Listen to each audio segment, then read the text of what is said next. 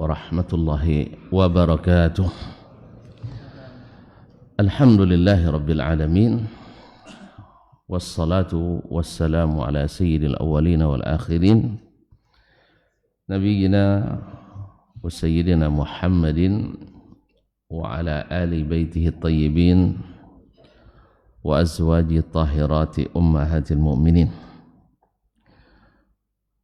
wa ashabil qadatil ghurril mayamin wattabi'ina lahum bi ihsanin ila yaumiddin. Amma ba'd, fa usi nafsi wa iyyakum ayyuhal muslimun wa iyyatul muslimat bi taqwallahi azza wa jalla rabbil ardi was samawat fa innahu qad faza muttaqun. Ya ayyuhalladzina amanu taqullaha haqqa tuqatih wa la tamutunna illa wa antum muslimun. Bapak dan ibu-ibu kaum muslimin dan muslimat, al-hadirin wal hadirat wal musyahidin wal musyahidat wal mustami'in wal mustami'at, para alim ulama, jadi pandai, tokoh adat, tokoh masyarakat, yang besar tak sebut gelar, yang tak bergelar tak panggil nama. Alhamdulillah, pada kesempatan yang mulia ini Allah berikan kita nikmat berada di sini, di salah satu dari tempat yang turun kepadanya barakat, majelis yang mengundang rahmat, orang-orang yang dicari-cari malaikat, berkumpul di rumah Allah, sama-sama belajar, menuntut ilmu. Mudah-mudahan semua kita diliputi rahmat Allah Subhanahu wa taala, diterima amal ibadahnya, dikabulkan doa, harapan dan permintaannya, serta dijauhkan dari segala hal-hal yang mendatangkan mudarat baginya. Oleh itu mari kita bersyukur atas nikmat ini, mudah-mudahan menjadi nikmat yang lestari, selalu menemani sampai akhir hayat kita nanti. Amin ya rabbal alamin. Bapak dan ibu-ibu kaum muslimin dan muslimat yang dirahmati Allah, tak elok pula majlis kita kalau tidak dihiasi dengan salawat dan salam kepada Nabi kita. Mudah-mudahan dengan salawat dan salam doa kita didengar oleh Allah Tabaraka wa Ta'ala, dan di akhirat diizinkan kita mendapatkan syafaat daripada Nabi alaihi salatu wassalam. Doa kita pula untuk para orang tua kita, ayah, emak kita, para guru, para ulama, saudara mara, karib kerabat, teman dan sahabat, serta seluruh kaum muslimin dan muslimat. Mudah-mudahan yang telah mendahului Allah berikan ampunan dan rahmat, ditempatkan di tempat yang sebaik-baiknya. Sedangkan kita yang masih hidup dan masih tinggal, mudah-mudahan berikan taufik untuk selalu berada di jalan yang tepat dan diberikan pahala yang berlipat serta ampunan yang datangnya cepat, sampai kita dijemput oleh malaikat yang tidak ada kata terlambat, malaikat maut. Amin ya rabbal alamin. Alhamdulillah, masya Allah, pagi ini ada tamu dari luar negeri, masya Allah, orang Kyrgyzstan. Masya Allah, jazakallah khairan Ustaz Abdul Aziz, ahlan wa sahlan. Sebenarnya saya suruh beliau tadi, tidak mau pula bang. Dah, ana mukaddimah aja, antum mulai, lanjut. Jazakallah khairan. Barakallahu lakum. Semoga Allah memberkahi beliau, mudah-mudahan menjadi salah satu ulama kita nanti, ya khususnya setelah kami mati. Tidak, sebelum kami mati pun boleh. Iya. Jangan tunggu kami mati dulu sana. Nggak balik ini sini nanti oke Kristen. Biasanya emak-emak mengalahkan pak-pak. Nah, bawa pulang imam ya, insyaallah. Barakallahu fik. Alhamdulillah, dan juga pada ustaz-ustaz yang lain yang hadir yang tidak disebutkan semuanya. Masya Allah, ada Ustaz Amin juga, lo tidak salah lihat tadi. Masya Allah, selesai S2 di King Abdul Aziz, tapi tidak melanjutkan S3, tidak mau dia. Kalau saya inginnya pulangnya tidak boleh kecuali S3, bukan bawa istri ya, S3. Nah, tapi kalau tidak harus bawa istri. Nah, tanya beliau. Sudah, bapak lebih tua entah dari saya. Masya Allah. Semoga Allah menjaga semua usaha-usaha kita, para penuntut ilmu, dan selalu istiqamah di atas jalannya. Amin. Baiklah kaum muslimin dan muslimat dirahmati Allah. Kita melanjutkan. Imam Asy-Syafi'i rahimahullah menjelaskan ketika beliau ditanya tentang kenapa Umar radhiyallahu taala anhu meminta saksi atau yang lain seperti Ali bin Abi Thalib. Kalau ada orang yang menyampaikan hadis, dia minta, dia bersumpah. Tapi tidak semuanya, kadang-kadang dia melakukan itu. Demikian juga diriwayatkan dari Abu Bakar dan Utsman radhiyallahu anhum ajma'in, tapi tidak selalu. Nah, apa maksudnya? Karena dia menyebutkan contoh dari Umar ya. Apa maksudnya Umar melakukan itu? Kata beliau, atau sebagian perawi juga tidak cukup dengan satu orang yang menyampaikan hadis, minta didukung oleh yang lain. Maka beliau mengatakan salah ada tidak keluar dari 3 ma'ani, 3 makna. Imam Syafi'i mengistilahkan maknanya adalah ilat atau sebab, karena salah satu dari 3 illah atau 3 sebab. Yang pertama adalah untuk menguatkan. Dia menerima, cuman berita 2 orang tentu lebih mengokohkan dari berita 1 orang. Kita bukan tidak percaya 1 orang ketika menyampaikan. Ya, ketika anak kita datang misalnya, "Woi, si abang juara umum ya," misalnya kan, percaya kan? Percaya enggak? Lalu datang lagi temannya yang lain mengatakan, "Woi, selamat Pak, anak bapak juara umum." Tambah ini enggak? Tambah kokoh. Begitulah lebih kurang. Nah, jadi ketika berita datang dari seorang, kita alhamdulillah sudah percaya. Tetapi ketika datang dari 2 jalan atau dari 2 orang, pasti akan lebih kokoh lagi. Yang kedua, kata Imam Asy-Syafi'i rahimahullah, kemungkinan kedua bahwasanya orang yang menyampaikan itu, ini bukan keluar dari konteks Umar, lagi kembali ke konteks umum. Barangkali belum dikenalnya sehingga dia tidak terima beritanya, dia terima hadisnya. Dan ini terjadi pada para ulama-ulama juga.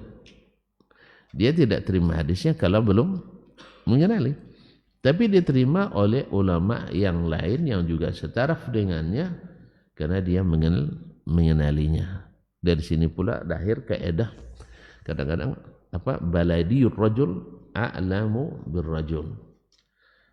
Orang yang sekampung dengannya, senegeri dan setempat tinggal dengannya lebih mengenal dari yang bukan. Ini juga berlaku kebalikannya.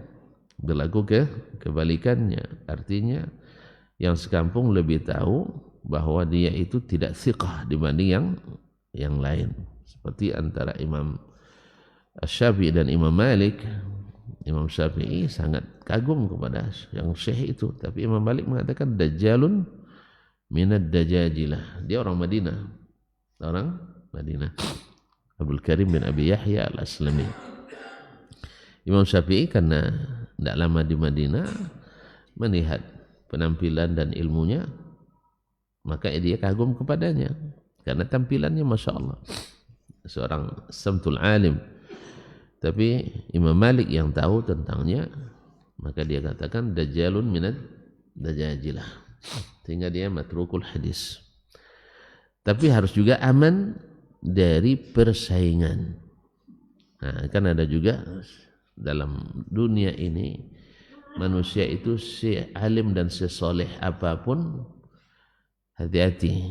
Kita kadang-kadang merasa dilangkahi orang.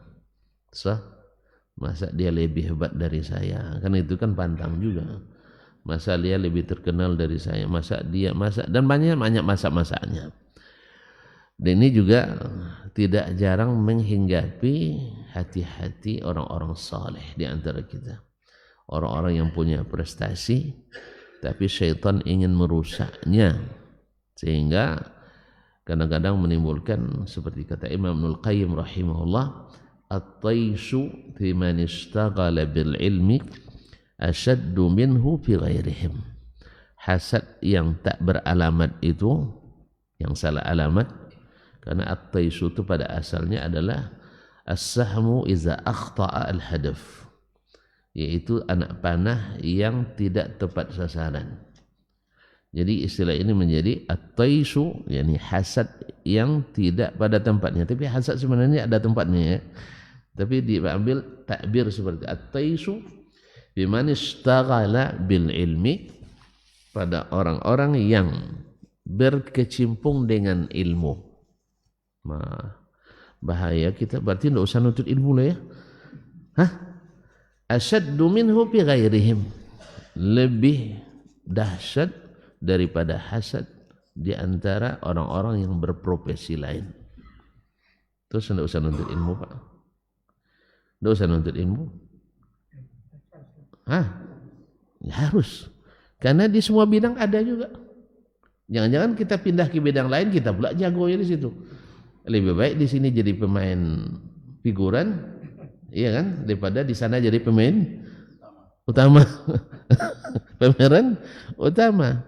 Misalnya, kalau gitu tidak usah nuntut ilmu Ustaz, karena saya ikut juga hasad dalamnya. Pindah antum ke perdagangan, berdagang. Wah, awak pula pemeran utama di situ. Lebih baik di sini jadi pemain figuran, pemain pengganti. Dan kalau bisa, dan harus bisa, karena itu lambang iman, harus hasad itu hilang dari kita. Karena hasad itu banyak masalahnya. Kita takkan pernah mengakui kelebihan orang, termasuk hasad. Tidak bisa, kita tidak berani mengakui orang.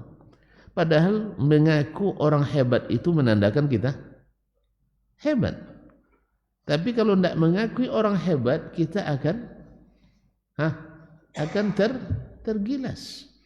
Karena yang di atas itu, kalau Allah yang mengangkatnya, tak akan jatuh. Orang nak menjatuhkan Imam Ahmad, melibatkan 4 khalifah, dipaksa, dicambuk, disiksa, dipenjara. Bisa menjatuhkan Imam Ahmad? Tidak. Semua yang menjatuhkannya itu yang punya catatan buruk dalam sejarah. Sedangkan Imam Ahmad tetap mulia, bahkan di kalangan lawan sekalipun. Imam Syafi'i, antum tidak tahu Imam Syafi'i pernah dipenjara ya? Tahu kan? Diadukan orang. Siapa ngadukan? Ustaz. Yang ngadukan? Ustaz juga. Jadi subhanallah. Ustaz yang ngadukan ya? Ustaz yang ngadukannya. Dia dituduh sebagai berpemahaman khawarij. Masya Allah. Sampai ke depan Khalifah Harun ar-Rasyid. Sampai ke depan Khalifah. Diadukan. Kalau sampai ke presiden kasusnya. Kasus besar apa kecil? Tidak selesai di pengadilan negeri ya. Sampai ke Mahkamah Agung. Besar apa kecil? Besar. Tapi Allah ingin mengangkat Imam Asy-Syafi'i rahimahullah. Ketika sampai depan Harun ar-Rasyid, lalu terbukti bahwa beliau bebas dari segala tuduhan. Cuman hebatnya Imam Syafi'i ketika ditanya oleh Harun ar-Rasyid, siapa ngadun katanya. Dia tidak mau ngasih tahu nama orangnya. Kalau kita ndak ya, alun ditanya si pulannya, bunuhnya itu ndak. Inilah orang-orang hebat itu. Imam Ahmad juga ketika beliau sudah diangkat di khalifah yang kelima setelah Al-Wathid billah, orang-orang pada mendesak Imam Ahmad balas dendam. Kini masanya kita pula. Kan itu kan, hidup itu seperti roda, masih roda pedati, roda pesawat lah. Roda pedati dulu lambat nah putarnya, kalau sekarang roda cepat perputarannya. Sah? Dulu presiden bisa 6 periode, sekarang 2 udah banyak tuh. Sah? Makanya sekarang perputarannya cepat, jatuh naik turunnya sangat cepat. Maka hati-hati ketika antum naik, sebentar aja naiknya, gunakan untuk berbuat yang baik. Tidak usah banyak-banyak pertimbangan, kecuali yang jelas-jelas harus ditimbang. Kadang-kadang banyak sekali pertimbangan sehingga tidak bisa berbuat. Nih Ahmad sudah dikritik terus, termasuk saya dikritiknya. Nah, lama sekali pertimbangannya. Jelas? Tidak jelas. Ya, karena kita tidak masuk ke babnya. Kalau saya buat contoh nanti tuan-tuan marah sama saya. Saya ada sering dimarahin semalam Nabi bilang kan, kalau bikin contoh orang bikin marah, sah? Biarlah bahasa normatif saja. Bahwa ketika berada di atas, ajak orang naik semuanya yang patut dinaikkan. Jelas? Jangan menjatuhkan yang sibuk, menjatuhkan yang di atas kita. Tertimpa kita bahaya. Jadi ketika kita sedang di atas, upayakan menaikkan yang lain yang patut untuk naik dan menghilangkan segala kemudaratan. Nah, lepas naik di atas, sibuk pula jatuhkan yang di atas atau yang sudah di atas juga. Akan jatuh sendiri, lambat laun kamu akan dijatuhkan. Tidak enak kalau sudah jatuhkan paksa tuh. Saya lebih baik dinaikkan sukarela. Maka Imam Syafi'i rahimahullah akhirnya menjadi orang yang disegani oleh khalifah. Kalau bukan karena pengaduan tadi, dia tidak sampai ke depan khalifah. Akhirnya apa? Sering dimintai nasihatnya oleh Khalifah Harun Ar-Rasyid. Jadi kalau diadukan nanti tenang saja. Tapi dengan catatan bapak memang tidak seperti yang dituduhkan. Ya, jangan tidak seperti yang dituduhkan. Tapi kalau betul bapak punya keyakinan khawarij, ya saya tidak bisa tenang. Makanya Imam Ahmad, Imam Syafi'i tenang dia, kokoh. Apa sebab? Karena mereka tidak seperti yang dituduhkan. Imam Ahmad dituduh ahli bid'ah. Masya Allah, ahli bid'ah nuduh Imam Ahmad ahli bid'ah. Maka tenang aja, bapak kan dituduh ahli sah? Bapak kan Wahabi kan? Wahabi dituduh ahli bid'ah. Tetapi kalau kita bawa satu-satu perkaranya nanti jelas bahwa yang dituduh Wahabi itu bukan ahli bid'ah. Gimana anda mengatakan bid'ah? Tanya keyakinannya, dalilnya Al-Quran dan Sunnah. Kalau yang bilang kita ahli bid'ah, tanya dalilnya siapa? Perkataannya? Perkataan si fulan dan fulan. Kalau tanya siapa ikutannya? Kalau kita Rasulullah Sallallahu Alaihi Wasallam. Kalau dia berubah tempat, berubah ikutannya. Terus siapa yang sebenarnya ahli sunnah? Karena sunnah di sini sunnah Nabi. Maka imam kita Nabi Muhammad Sallallahu Alaihi Wasallam. Berarti antum mujtahid. Kan subhat lagi ya. Dulu juga sahabat tidak mujtahid semua, tapi langsung kepada Nabi alaihi salatu wasallam. Jangan dibuat-buat hantu-hantu tuh. Ya, tahu hantu bikin orang takut ngikut Nabi alaihi salatu wasallam. Oh, nanti kita tersesat kalau ikut Nabi alaihi salatu. Lalu dibuat contoh-contoh yang sifatnya kasuistik lalu digeneralisir. Ada yang salah baca hadis. Ya, orang baru belajar memang. Yang masalahnya juga orang yang kita ini baru belajar, semangatnya luar biasa. Kan sering saya bilang, baru 3 kali ngaji sudah jadi mufti. Itu masalahnya. Sudah baru 3 kali ngaji sudah jadi mufti. Dan tidak jarang pula ketika kita kalau ngaji di Z 3 hari langsung salafi, tapi kalau tidak ngaji di Z Wahabi. Ini keedah yang kadang dibawa oleh orang-orang awam kita, orang awam yang baru mengaji. Jadi itu yang kadang-kadang diambil jembatan oleh orang-orang yang ingin menjatuhkan dakwah sunnah ini. Allah musta'an. Baiklah kaum muslimin, oleh sebab itu kalau belum punya syarat jangan jadi mufti. Kok jauh sekali perginya Pak? Saya ulang kembali. Yang pertama untuk menguatkan. Yang kedua, nih Umar atau yang lainnya. Kita ada keluar dari konteks Umar. Karena Umar tidak masuk di sini nih. Sebab Umar kenal Abu Musa. Tapi ada di antara para ulama tidak menerima riwayat seseorang yang thiqah karena dia belum mengenalinya. Kan itu ceritanya tadi. Mulai dari sampai kepada Imam Malik tadi, sampai kepada Imam Asy-Syafi'i rahmatullahi alaih. Dia belum mengenalnya. Maka dia perlu penguat atau perlu orang lain.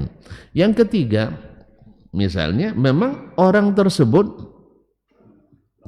tidak dipercaya menurut sang muhaddis ini.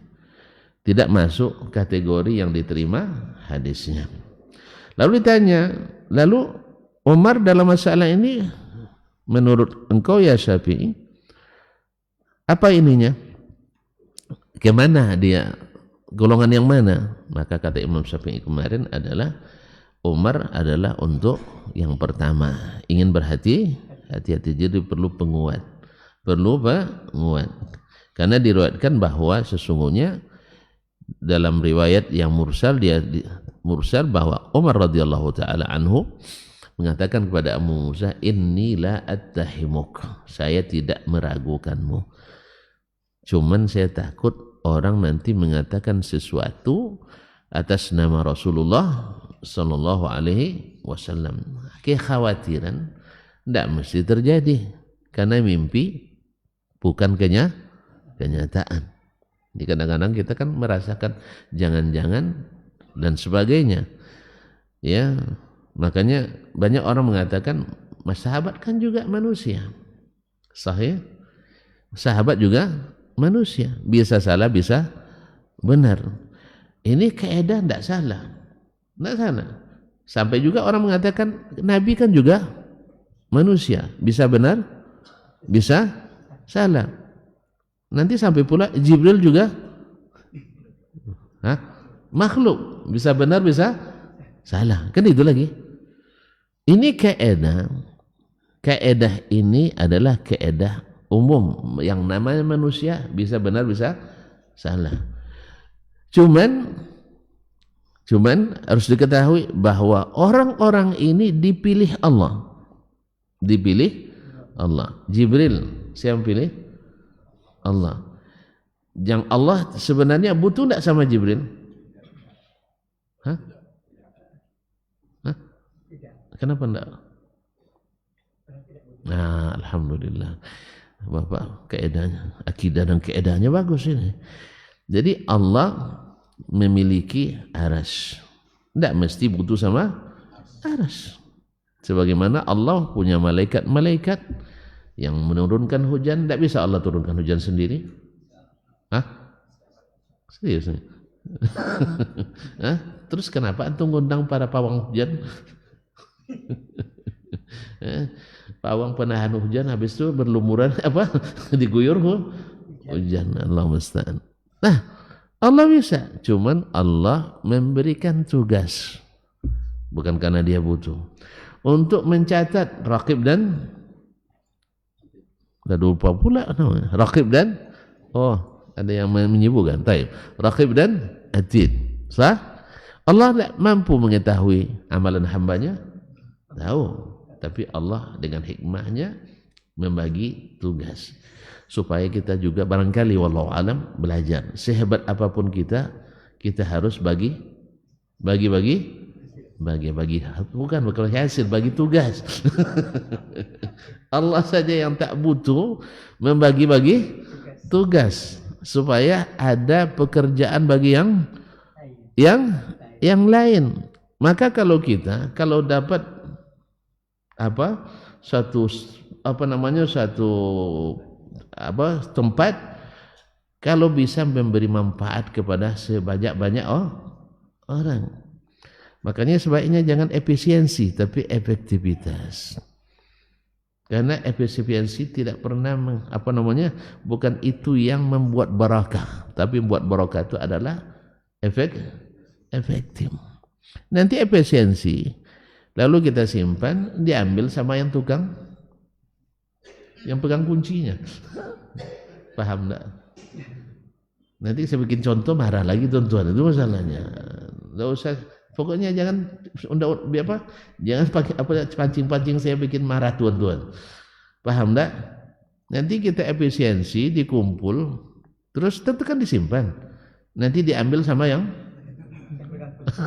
yang pegang kunci. Lebih baik yaitu diinfakkan, dinafkahkan, direalisasikan. Karena efisiensi tak pernah menghasilkan yang terbaik, tapi adalah makan, minum, pakai, tapi jangan berlebihan. Saya nak nanya ke tuan-tuan, Nabi pemimpin enggak? Pemimpin. Serius? Berhasil apa tidak? Berhasil enggak? Alhamdulillah. Sering menyimpan? Enggak kan?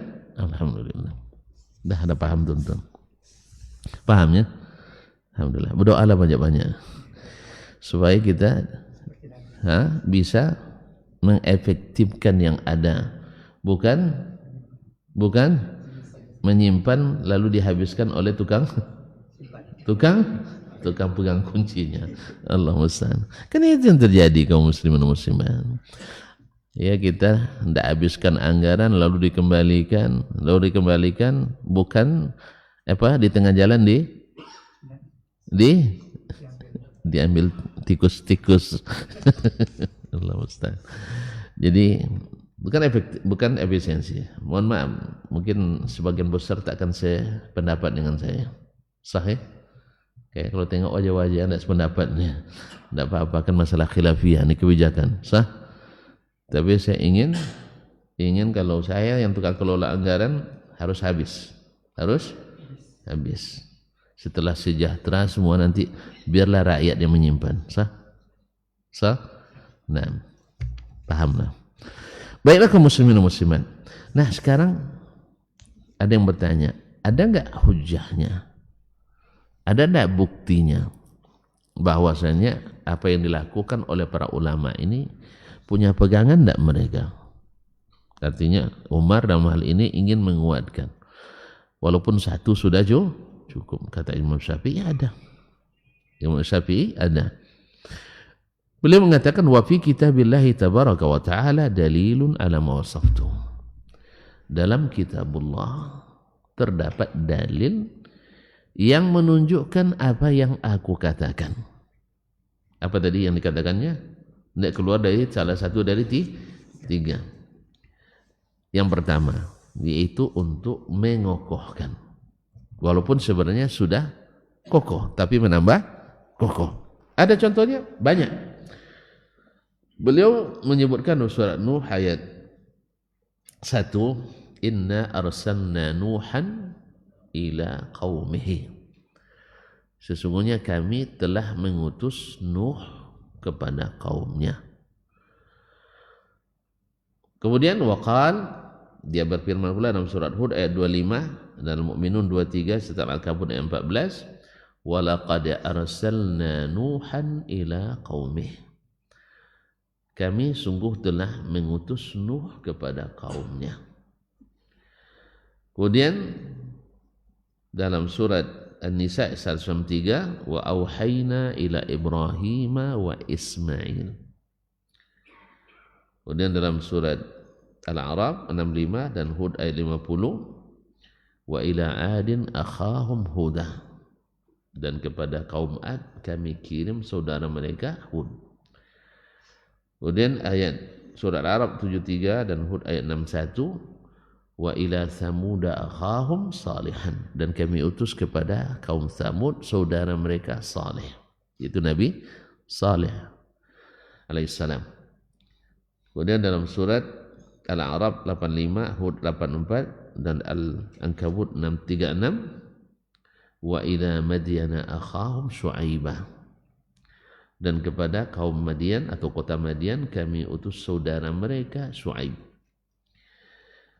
Dan dalam surat Asy-Syu'ara 190-193, wa qala kazzabat qaumu lutinil mursalin idh qala lahum akhuhum lutun ala tattaqun inni lakum rasulun amin fattaqullaha wa ati'un. Sesungguhnya kaum Lut telah mendustakan para rasul. Ketika saudara mereka Lut berkata, apakah kamu tidak bertakwa? Sesungguhnya aku adalah rasulun amin, utusan yang amanah. Fattaqullaha wa ati'un, maka bertakwalah kepada Allah dan taatlah kepadaku.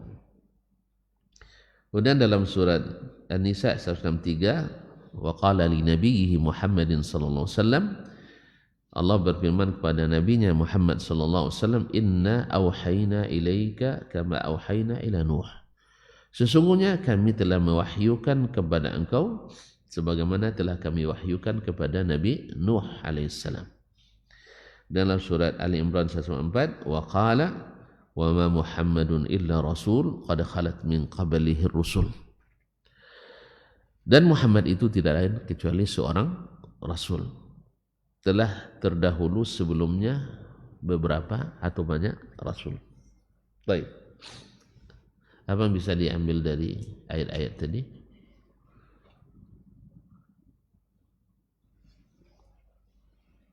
Temanung sudah bahwa Allah Subhanahu wa taala menegakkan hujjah terhadap hambanya dengan satu orang perawi daripadanya. Siapa? Rasul. Kan Nabi ini meriwayatkan dari siapa? Dari Allah Subhanahu wa taala. Dari Allah Subhanahu wa taala. Berarti satu orang hujjah apa tidak? Hujjah. Jelas? Jadi tidak ada nanti, kalau ada yang bantah, makanya di akhirat tidak ada yang bantah kenapa hanya satu orang. Sah? Alam ya'tikum rasul, apakah telah datang kepada kalian rasul atau tidak akan telah datang? Mereka katakan bala, benar. Jelas? Tidak ada yang bilang, oh ya Rabbana, wahai Allah, kok hanya satu disampaikan? Tidak cukup, harusnya 10 ke atas. Tidak. Makanya hujjah di hadapan Allah sudah tegak dengan satu orang rasul. Jelas? Baik. Lalu antum tanya, kan rasul itu maksum? Sahih? Sedangkan para perawi tidak maksum. Kan antum bilang tadi perawi itu ulama juga manusia, bisa salah bisa benar. Kalau itu katakan buktikan yang salah, katakan salah, dan buktikan yang benar dan katakan benar. Orang yang benar, orang yang jujur mungkin salah, mungkin, tapi buktikan mana salahnya. Sebab kalau dipakai kaidah bahwa dia manusia, kemungkinan salah, tak ada orang yang bisa kita percaya di dunia ini. Antum tidak bisa jadi dokter, nanti didebat oleh pasien. Ini obatnya dokter, iya. Dokter kan juga manusia, mungkin benar mungkin salah, akhirnya dibuang obatnya. Tanya lagi apoteker, apa obatnya? Dikasih pula obat yang lain. Apoteker juga manusia, mungkin benar mungkin salah, buang lagi obat ini. Terus nanya ke siapa? Tanya ke dukun lagi. Dukun juga manusia, mungkin benar mungkin salah. Juga dari ekonomi juga begitu nanti. Datang pakar ekonomi sehebat apapun, kan cuma manusia. Bisa benar, bisa salah. Akhirnya tidak ada yang bisa kita buat di dunia ini. Kalau memakai kaedah ini secara babi buta. Jelas? Mungkin benar, mungkin salah. Akhirnya ayah dan mak pun tidak ditaati. Apa sebab? Karena masih manusia, mungkin benar, mungkin salah. Jelas ya? Maka kaedah ini kereda, kalau bahasa kampung kereda jipaji ya. Itu jipaji ya? Anak-anak. Nah, kalau orang berilmu tidak. Si fulan orangnya jujur, cuman hadisnya 1-2 ini salah. Marah dia. Kalau marah berarti kena penyakit. Penyakit apa? Tidak boleh disalahkan. Ya. Dan ini tidak ada pada as-salaf yang seperti ini. Mereka kalau disalahkan dengan dalil, mereka cepat meralat. Sudah terlalu banyak. Ya, tapi tentu ulamanya, jangan orang-orang pasarnya ya, maksudnya bukan orang jalanannya. Orang jalanan sama setiap masa di zaman Nabi aja ada munafikin. Kita bicara dengan para ulama, bukan para pemikir. Alil hawa ya juga tidak mau disalahkan. Makanya selalu keadaan alil hawa itu tidak boleh saling menyalahkan. Anti sekali dengan orang yang menyalahkan yang salah. Jangan ngaji sama mereka. Mereka aja yang benar, yang lain salah. Tidak pernah kita bilang yang lain salah semua. Mereka yang bilang. Kalau tidak ikut organisasi kita, salah semua. Kan ada yang bilang gitu. Benar apa enggak? Tidak usah tahu lah. Nanti saya sebut lagi namanya, marah lagi sama saya. Nah, itu kan tidak pernah mengatakan si fulan atau ini fulan atau organisasi ini salah semua. Ada antum bilang gitu? Tidak. Kita hanya mengaji dalam masalah per masalah. Nah, kita tanpa bermaksud pula untuk mengatakan ketika membahas masalah ini untuk menyalahkan golongan ini. Bukan itu tujuan. Tapi supaya siapapun yang terlibat melakukan hal yang ini, maka hendaknya mencabut dan kembali kepada sunnah. Itu aja keinginan kita. Orang sekarang azan di kuburan. Misal, ada orang azan di kuburan? Taib. Lalu kita katakan ini sunnah siapa? Tentu kalau sunnah Nabi katanya bawa hadisnya. Jelas? Dia bilang, dia kan ketika hidup diazankan. Nanti setelah mati dikomatkan. Mati juga diazankan. Taib. Yang mengatakan diazankan ketika lahir siapa?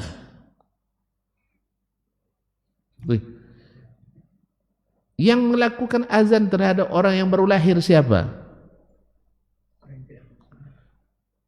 Pak Ibnul Qayyim bilang tidak ahli sunnah tuh. Pak Edi, jangan sembarang mengeluarkan orang dari sunnah. Dia punya kitab Tuhfatul Wadud bi Ahkamil Maulud. Di antara yang beliau katakan, bayi yang lahir diazankan. Terlepas sah atau tidak itu lahir urusan lain. Kita bicara sekarang tentang orang yang meyakini ada azan bagi yang lahir. Pak Edi langsung nuduh saya jadinya. Nah, kaum muslimin, yang mengatakan diazankan ketika lahir itu siapa? Orang yang tidak tahu lagi. Nabi alaihissalatu wassalam menurut keyakinan orang itu. Hadisnya ada. Riwayat Imam At-Tirmizi bahwa Nabi mengazankan Hasan dan Husain. Jelas? Nah, yang mengatakan ada azan itu siapa? Nah, masih ragu lagi. Nabi alaihissalatu wassalam. Kita berdebat dengan orang sekarang nih, bukan berdebat dengan Bapak. Kan dia katakan ketika dilahirkan diazankan, maka mati mesti dikomatkan. Mesti diazankan pula. Masuk ke dunia diazankan, keluar diazankan. Maka kita tanya, yang bilang diazankan ketika lahir itu siapa? Nabi. Nah, gitu. Paham? Kita sekarang tanazul bersama dalil mereka. Nabi alaihissalatu wassalam. Taib. Yang bilang diazankan ketika mati siapa? Enggak ada hadisnya. Berarti tidak paham Nabi? Hah? Berarti Nabi tidak paham. Kalau kita katakan mesti diazankan, berarti Nabi tidak paham. Kita yang paham. Sahabat tak satu pun yang paham. Oleh sebab itu kita minta kepada orang yang mengazan ke orang mati, bawakan sini sunnah. Kalau memang sunnah Nabi alaihissalam. Kan antum bilang ahlus sunnah. Bahkan ahlus sunnah satu-satunya. Yang lain salah semua. Sah? Taib. Maka kita katakan mana dalilnya? Bukti. Kita kayak ingin bukti bahwa itu sunnah Nabi. Sunnah Nabi bisa dalam bentuk perintahnya, dalam qaulnya, atau bisa dalam bentuk amaliyahnya, dia mengamalkan, atau bisa dalam bentuk takrirnya, diamalkan sahabat, Nabi diamkan. Tidak usah Nabi bilang, buatlah, tidak usah seperti itu. Nabi diamkan, sahabat buat, berarti masuk takrir. Ada? Enggak ada. Berarti tidak sunnah. Berarti tidak sunnah. Berarti kalau orang melakukannya, kan itu lagi. Terlepas antum nak dari ormas manapun, saya tidak peduli. Saya ingin meluruskan saja bahwa tidak ada azan ketika masuk kuburan. Karena azan itu untuk orang hidup. Dan tidak ada pula keutamaan dengar azan setelah mati. Kan banyak dalam fikih-fikih lama, fikih-fikih Syafi'iyah dan lain, bukan Syafi'iyah, kalau nanti di sana di Hanafiyah pula. Ya, disebutkan kenapa dikubur di depan mihrab tua. Lain kalau ngajong azan yongnya supaya kedengaran orang azan. Tidak ada guna dengar azan setelah matilah. Ya, karena amal itu di dunia. Tidak sampai kecuali yang dikecualikan oleh Nabi alaihissalatu wassalam. Kecuali dulu datuk muazzin, lalu ada ajarkan sama yang lain. Mungkin ilmunya ini mengalir pahalanya bagi orang yang mengajarkan. Atau dulu orang tak pernah azan di kampung tu, lalu antum yang memulainya, lalu diikuti seterusnya, dapat pahala tadi. Jelas, karena ada sebagian kampung kalau di azan orang 5 waktu dibilangnya, mak, orang tu lah adilan baru tu katanya, Jumatnya tiap hari. Rupanya selama ini azan hanya hari Jumat aja. Itu masih ada sampai sekarang. Seperti diceritakan oleh sebagian dai kita, di sebagian tidak pula terlalu kampung dah. Nanti kalau saya sebut marah lagi tuan sama saya. Enggak. Nanti kan saya sendiri yang marahin bapak, enggak. Nah, masih ada. Kalau mau ikut saya nanti, saya tunjukkan tempatnya. Dulu nih ya, beberapa tahun yang lalu.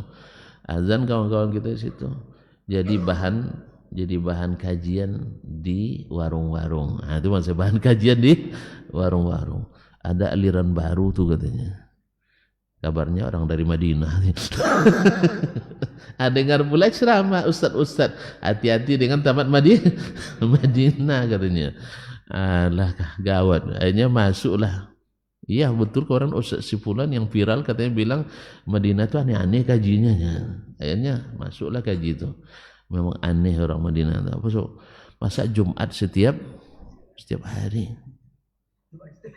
Akhirnya tidak sesuai dengan agama lokal, tidak sesuai dengan umat Islam. Kajinya kaji baru. Subhanallah masih ada. Ya lucu gitu. Walaupun tidak banyak, tapi ada masih. Nah, bahwa dikiranya orang Jumatan setiap hari. Tapi kaum muslimin muslim.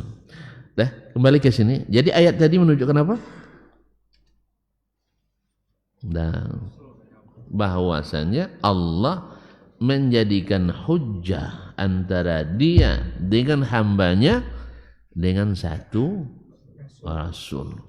Berarti Allah mengajarkan kepada kita untuk menerima khabar hadis ahad.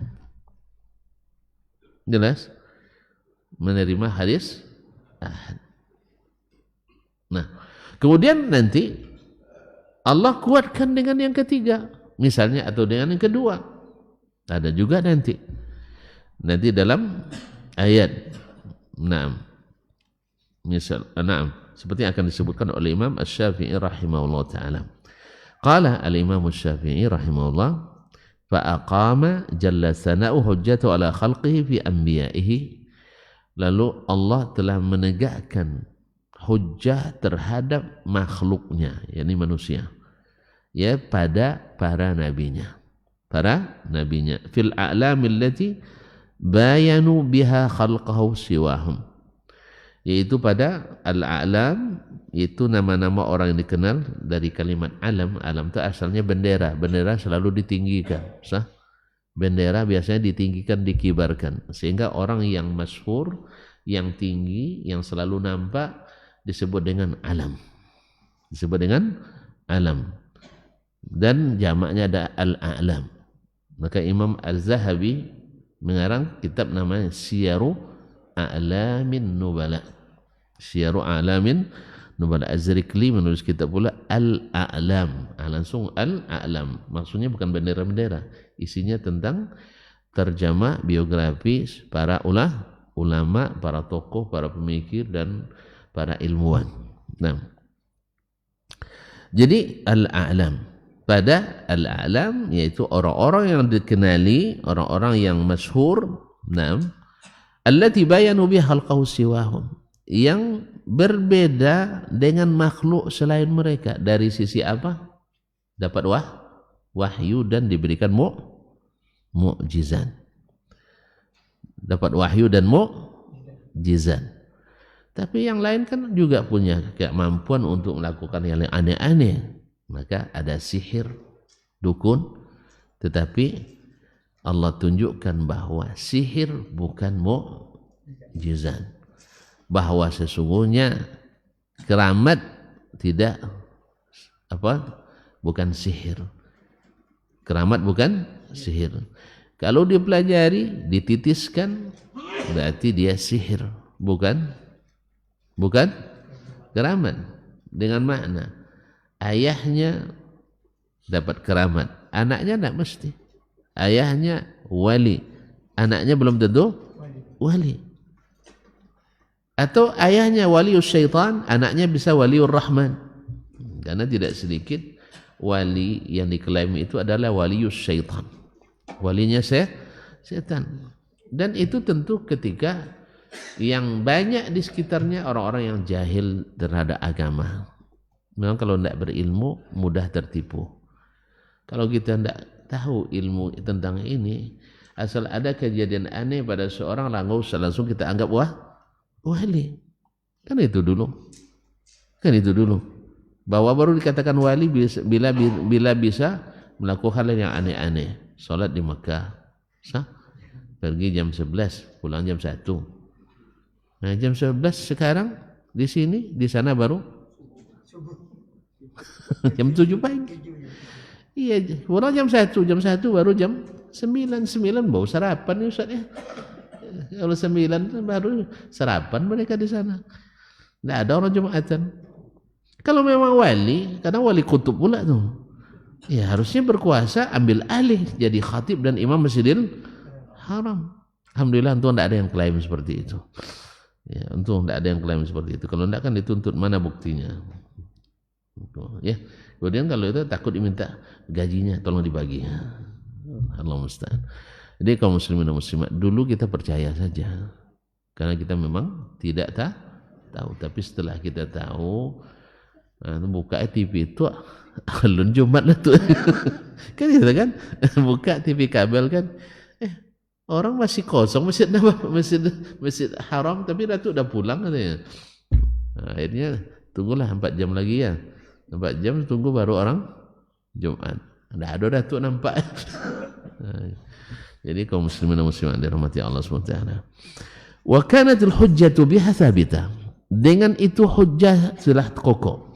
Ala man syahada umrul anbiya, atas orang yang menyaksikan perkara-perkara Nabi wa dalailahum, dan bukti-bukti kenabiannya allati bayyanu biha ghairahum, yang dengannya mereka beda dengan selain mereka, wa man ba'dahum, dan orang setelah mereka. Wa kana al-wahidu fi dzalika wa aktsaru minhu sawa'an, satu dengan yang lebih dari satu sama. Paham? Satu dengan yang lebih dari satu sama dari sisi hujjah, tetap hujjah. Taqumul hujjatu bil wahidi minhum qiyamah bil aktsar, yaitu satu orang cukup menjadi hujjah seperti banyak menjadi hujjah. Artinya di sini Allah, menurut kata Imam Syafi'i rahimahullah, buktikan bahwa khabar wahid itu cukup menjadi hujjah. Nah, ma'asyiral kiram dirahmati Allah Subhanahu wa taala. Nah, cuman bedanya kalau para nabi dulu yang berhubungan langsung dengan mereka dua saja. Satu mukmin, satu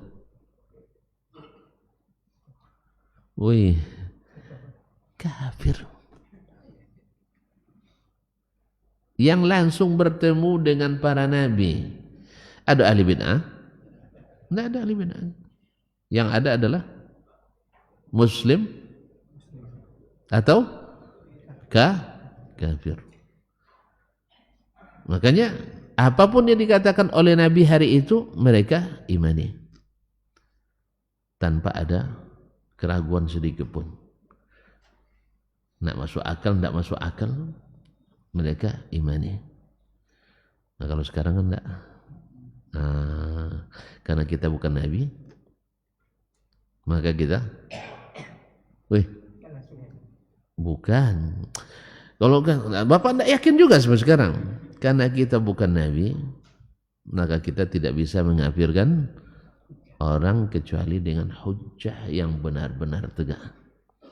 Karena banyak syubhat.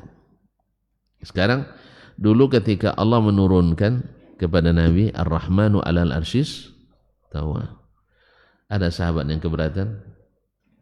Tidak ada ya. Mereka jangan-jangan tidak paham. Mereka tidak paham sampai datang Abul Hasan Asy'ari abad ke-4 menjelaskan, baru paham. Jadi sahabat tidak paham, orang-orang ini paham. Ya, sebab tidak ada penjelasan kecuali dengan makna ala, istawa ala. Berarti yang mereka pahami Allah di atas. Dan semua riwayat menunjukkan itu. Tidak satu pun riwayat mengatakan mereka tidak tahu maknanya, dan tidak satu pun riwayat mengatakan maknanya bukan itu. Terus kalau ada yang bilang sekarang Allah tidak mungkin di atas, karena syubhat. Karena menurut dia kalau Allah di atas mesti butuh yang di bawah. Ini kan ilmu Yunani kuno. Tahu ilmu Yunani kuno? Sebelum Masehi lah mati guru. Enggak tahu juga. Acuaris. Iya, Acuaris. Wafat 324 sebelum Masehi. Tapi jangan disamakan wafatnya Abul Hasan Asy'ari 324 juga Hijriah. Ya, karena beliau sendiri sudah meninggalkan akidah itu. Dan kitabnya ada. Bagi yang mengingkari kitabnya itu tidak ada, bukan karena paham, tapi karena hawa. Sebab yang lebih dulu dari mereka, yang dekat dengan masa Abul Hasan Asy'ari, meriwayatkan kitabnya dengan sanadnya seperti Abu Al-Qasim Ibnu Asakir. Abul Qasim Ibnu Asakir yang merupakan fanatis terhadap Abul Hasan Asy'ari, tapi mengakui kitab-kitab itu adalah tulisan Imam Abul Hasan Al-Asy'ari, dan dia riwayatkan dengan sanadnya. Tidak ada yang dirubah-rubah. Perbedaan naskah itu biasa dalam ilmu makhtutat, tapi tidak merubah makna. Di sini dengan lafaz mufrad, di sana dengan lafaz jamak, itu tidak merubah. Yadun dengan mana aidi tidak berubah. Kadang-kadang pakai kalimat jamak, kadang pakai kalimat mufrad. Itu dalam bahasa masyhur. Kalimat walad bisa diartikan anak yang banyak, bisa diartikan anak satu orang. Li waladun wahid, saya punya anak satu. Li waladun katsir, saya punya anak banyak. Rujuk. Ibnu Sina dalam As-Sihah misalnya, al-waladu ismun yutlaqu ala kulli ma wulid.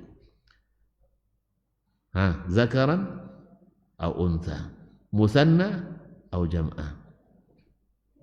Tidak akan bakal dirujuk nampaknya ini.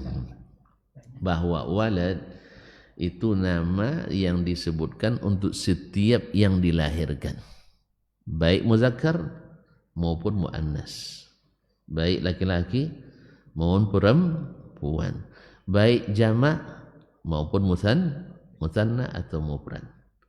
Jadi kalau ada orang permasalahkan, kadang-kadang dalam Al-Quran ada yadun, kadang-kadang ada aidin, kadang yadani. Lalu dipermasalahkan, mana yang benar? Semuanya benar. Semuanya benar. Karena kalimat yadun bisa maknanya musanna, bisa maknanya jamak, tapi lapasnya mufrad karena dia isim jenis. Tapi kalau antum nak mengkhususkannya menjadi dua, makanya yadani. Kadang-kadang dipakai kalimat dua dengan istilah jamak, dengan kalimat jamak, padahal maksudnya ada dua. Sehingga para ulama terjadi khilaf, aqallul jamak, sekurang-kurangnya jamak itu berapa? Nah, itu tanya Ustaz Abdul Aziz. Kurang-kurang jamak, ada yang bilang dua, ada yang bilang tiga. Dan yang sahih adalah sekurang-kurang jamak adalah dua. Ini banyak faedahnya mengetahui ini faedah. Dah, kita cukup sampai sini dulu lah. Jadi di sini dalam ayat-ayat yang banyak tadi Allah utus kepada kaum Nuh, Nabi Nuh sendiri. Ada nabi yang lain bersamanya? Tidak. Lalu diterima enggak hujahnya? Diterima. Buktinya apa? Yang tidak beriman Allah azab. Mungkin Allah mengazab kalau hujan tidak tegak? Wa ma kunna mu'azzibin hatta nab'atha rasulah. Kami tak akan azab kecuali setelah mengutus rasul. Kalau tidak cukup satu, berarti Allah tidak akan azab. Oh maaf ya, baru dua, baru tiga, enggak, satu sudah cukup. Bahkan mendustakan seorang rasul sama yang mendustakan semua rasul. Hati-hati, jangan tonton gara-gara marah pada orang Yahudi nanti dihina pula Nabi Musa. Enggak ada kena mengenanya antara Yahudi dengan Nabi Musa, kecuali pada hal-hal yang mereka betul-betul ikut Nabi Musa alaihissalam. Kalau mereka ikut Nabi Musa masuk, kalau ikut Nabi Musa masuk, tu ya rupanya masuk Islam. Karena Nabi Musa mewasiatkan, kalau datang Nabi akhir zaman kalian ikuti. Kalau mereka memang ikut Nabi Isa masuk Islam, karena Nabi Musa adalah orang Islam. Bahkan ketika turun di akhir zaman, dia pakai syariat Nabi Muhammad sallallahu alaihi wasallam. Tidak percaya? Tunggu Nabi Isa.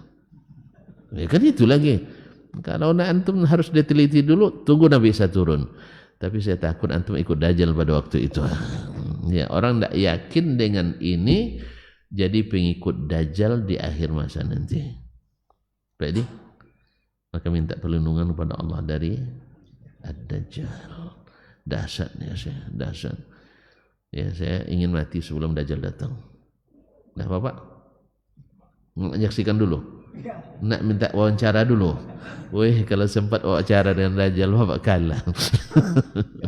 Gimana tidak? Surga di kanangannya, neraka di tangan kirinya. Orang di belahnya terbagi dua, habis itu hidup lagi, hidup. Itu tidak Pak tak percaya tu. Ustaz dah sama cuma cerita pandainya. Tidak ada mukjizatnya. Orang akan lebih terpercaya, terkesima dengan itu. Kan ya? Jangankan dengan retorik, jangankan dengan mukjizat seperti itu. Retorika aja sudah membuat kita untuk berhenti ngaji. Saya ngaji lagi. Itulah momennya. Jadi kaum muslimin dan muslimat yang dirahmati Allah, mudah-mudahan Allah jaga kita semuanya dengan ilmu yang bermanfaat dan amal yang saleh serta doa yang diijabah. Mohon maaf dan terima kasih karena di luar sudah terang, maka kita tutup. Wabillahi taufiq wal hidayah. Wallahu taala alam. Wassallallahu ala nabiyyina Muhammad wasallam. Wassalamualaikum warahmatullahi wabarakatuh.